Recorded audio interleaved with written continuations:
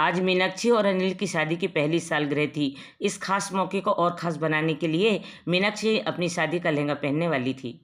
तभी भाभी, अटैची में क्या ढूंढ रहे हो? वो मैं शादी वाला लहंगा निकाल रही थी। तुम्हारे भैया ने बोला कि टाइम पर तैयार हो जाएं। और हाँ, तुम भी मम्मी जी को बोल दो कि टाइम पर सब तैयार हो जाएंगे, क्योंकि थोड़ा घूम फिर लेंगे, उसके बाद हम डिनर करेंगे। अच्छा, तो आप अपनी शादी का लहंगा पहनने वाले हो। यह बहुत सुंदर लगा था जब आप दुल्हन बने थे। आज भी आप बहुत सुंदर लगने वाले हो। मेरी प्यारी भाभी तो वैसे ही बहुत सुंदर है। भाभी, बहुत अच्छे से तैयार होना। अगर आप कहें तो मैं आपको तैयार कर दूं। वो अगर वह आपको अच्छे से तैयार कर देती है तो ठीक है ना, जैसा तुम ठीक समझो। वैसे तुम मेरा बहुत ख्याल रखती हो। आप भी तो मुझे कितना प्यार करती हो भाभी। आपसे ही तो घर में रौनक है। मीनाक्षी और प्रिया के बीच बहुत प्यार था। मीनाक्षी की शादी को 1 साल बीत चुका था और उस 1 साल में कभी भी मीनाक्षी और प्रिया के बीच तू मैं नहीं हुई थी। दोनों हमेशा मिलजुल कर रहती थी। शाम को मीनाक्षी जब लहंगा पहनकर तैयार हुई तो वह बेहद खूबसूरत लग रही थी। थैंक यू पायल, तुमने भाभी को फिर से दुल्हन की तरह तैयार किया। Thank you so much. तुम मेरे बुलाने पर आ गई। कैसी बात करते हो प्रिया मीनाक्षी। भाभी, अगर तेरी भाभी है तो मेरी भी भाभी है। अरे, तू मेरी सबसे अच्छी सहेली है, तो तेरे कहने पर वो मुझे आना ही था। और वैसे भी आज भाभी की शादी की पहली सालगिरह है, तो भाभी को दुल्हन की तरह तैयार होना तो बनता ही है ना। अच्छा, मैं चलती हूँ पायल, तुम भी चलो ना हमारे साथ डिनर के लिए। भाभी, मैं ज़रूर चलती, पर मैंने प्रिया को बताया था कि आज मेरी चाची जी की बेटी की सगाई है, तो रात को वहीं फंक्शन में जाना है। अरे हाँ, तुम्हारे तो खुद ही फंक्शन है, तुमने बताया था। चलो कोई नहीं। एक बार फिर से थैंक यू आने के लिए। पायल मीना को तैयार करके चली जाती है और रात को सब डिनर पर निकलते हैं। कुछ देर बाद ही बारिश शुरू हो जाती है और बारिश तो बहुत तेज़ हो गई।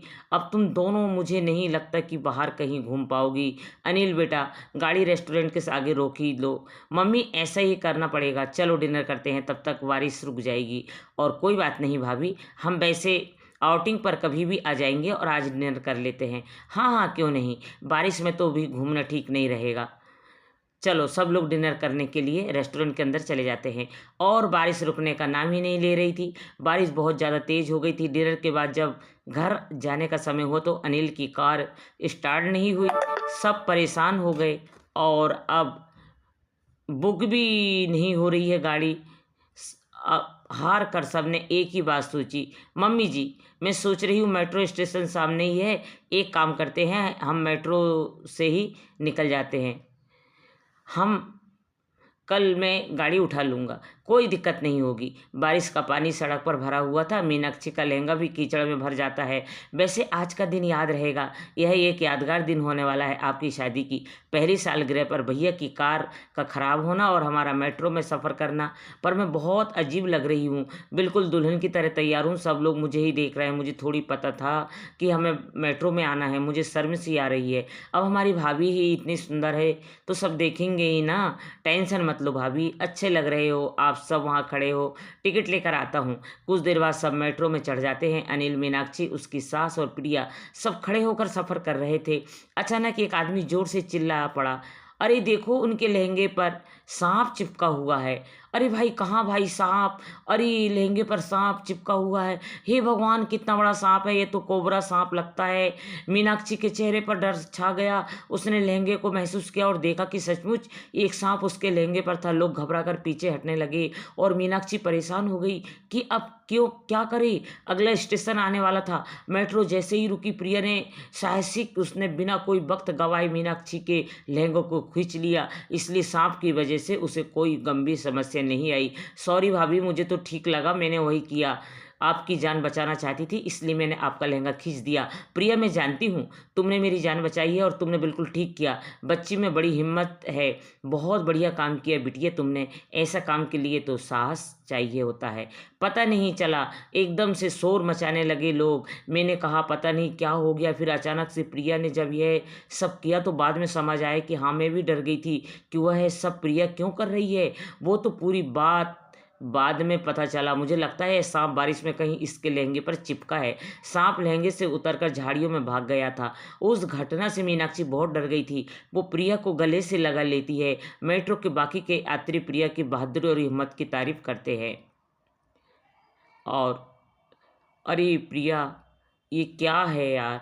आशा है देवी की आशा देवी की दो बहुएं थी, सुनीता और सुप्रिया। सुनीता थोड़ी मोटी थी और सुप्रिया पतली दुबली थी। सुप्रिया हर तरह के कपड़े पहन लेती थी, पर सुनीता मोटी थी इसलिए अपनी बॉडी के हिसाब से ही कपड़े पहनती थी। माँ जी का यह इवनिंग गाउन मुझ पर कैसे लग रहा है? बहुत अच्छा लग रहा है बहू। तुम तो पतली दुबली हो, पतंग की जैसे, पर तुम पर सारे कपड़े अच्छे लगते। थैंक यू माँ जी। अरे सुनीता भाभी, आप क्या पहन रहे हो? आप भी कुछ इवनिंग गाउन या मैक्सी कुछ पहन लेती। नहीं सुप्रिया, मैं इतनी मोटी हूँ, मुझ पर कहाँ ये सब अच्छा लगेगा। सुप्रिया बहुत सुनीता सुनीता इतनी मोटी है, उस पर भला ये अच्छा नहीं लगेगा। चलो तुम भी साड़ी पहन लो, और इस पर साड़ी और सूट सब अच्छे लगते हैं, उनसे ठीक ठीक लगती है। चलो। और सभी लोग साड़ी पहनकर और कुर्ते पहन सब लोग तैयार हो जाते हैं, और उनमें से ठीक ठाक लगती है। चलो अब तुम तैयार हो जाओ, समय पर सगाई में पहुंचना है। न जाने उस दिन अपनी बात सुनीता को चुप हो गई और वो इस बारे में सोचने लगी। पता नहीं है, अपने आप समझती हैं। आप देखना भी, मैं छोटे छोटे कपड़े पहनूंगी और सुप्रिया से सुंदर लगूंगी। अपने लिए शॉपिंग करने चली गई और उसने वहाँ से छोटे छोटे स्कर्ट टॉप, कैपरी, मिडी वन पीस वगैरह खरीद लिया। सुप्रिया का जन्मदिन था तो सब लोग बाहर खाना खाने जा रहे थे। सुप्रिया ने बहुत सुंदर शर्ट मिडी पहनी थी। कुछ देर बाद सुनीता भी तैयार होकर आ गई और उसने इतनी शॉर्ट मिडी पहनी हुई थी कि बहुत अजीब लग रही थी। अरे बहू, यह तुम क्या पहन रखी हो? यह कोई तुम पर अच्छा लग रहा है क्या? इतने छोटे कपड़े। और वह भाभी, आप तो बहुत सुंदर लग रही हो। Thank you. मैंने सोचा था जब तुम पहन सकती हो तो मैं क्यों नहीं पहन सकती, इसलिए मैंने आपसे छोटे कपड़े पहन ली। क्या करूंगी सुनीता, भूत सवार हो गया था कि सुप्रिया का बराबरी करेगी, और यह उसने गलत किया।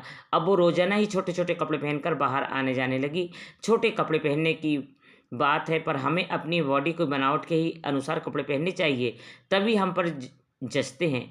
यह बात। अरे क्या हुआ सुनीता, कितनी देर से तैयार हो रही हो? अरे आ रही हूँ ना, तैयार होने में टाइम भी तो लगता है।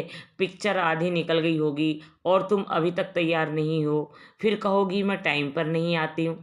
अरे तुमने क्या पहन लिया, इतनी छोटी निक्कर? तुम्हें क्या हो गया है सुनीता? थोड़ा तो ख्याल किया करो, इतने छोटे कपड़े, कितनी अजीब लग रही हो।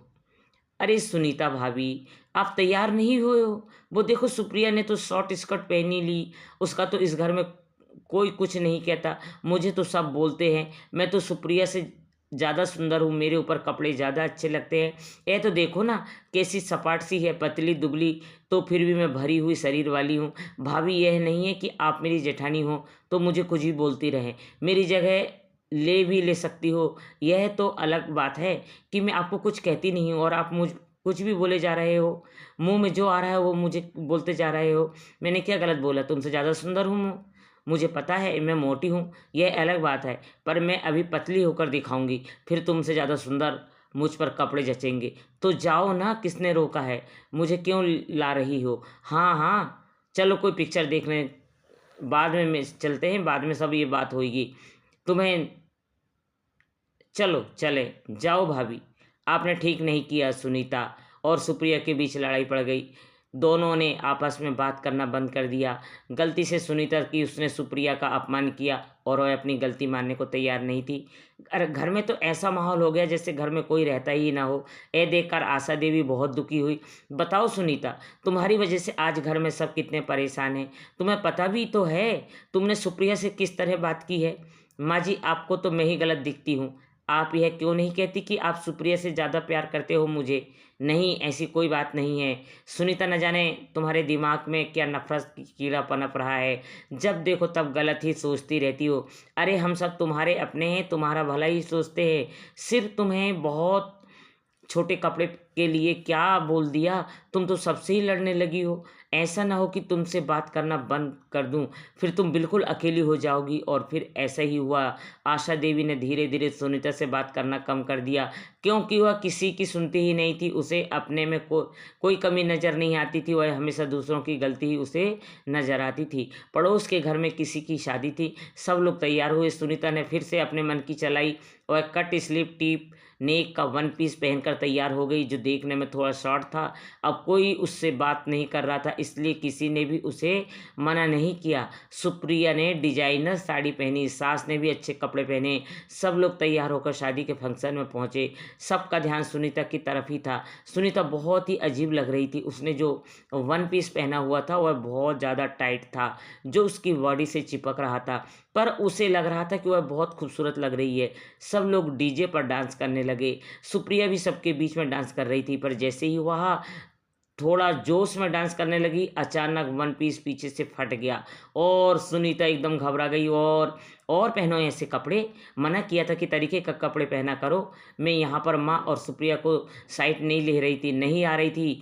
अब मैं आओ ताकि कोई के पास खड़ी हो जाओ। तभी सुप्रिया और आशा देवी आ जाती है। क्या हुआ सुनीता भाभी, आपकी आंखों में आंसू? मैं पानी पिलाने के लिए गई थी, कुछ हुआ क्या?